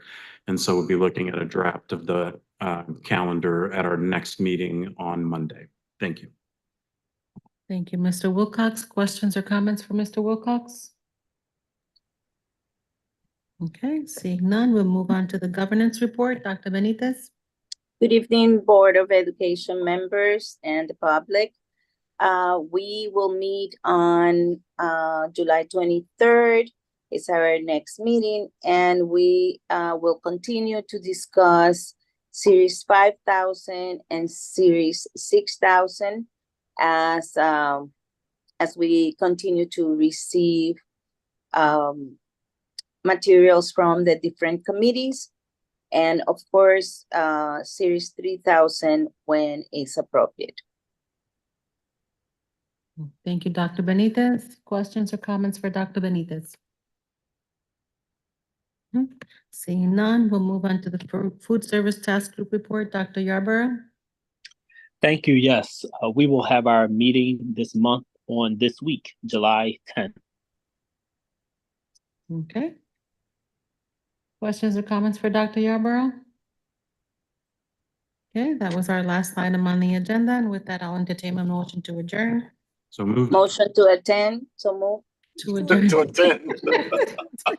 We're getting punchy. Mr. Wilcox beat you. Do you want to second it, Dr. Benitez? I was second. They always beat me. Sounds good. Mr. Wilcox? Yes. Dr. Benitez? Yes. Dr. Joyner? Me. Dr. Yarborough? Yes. Ms. Downer? Yes.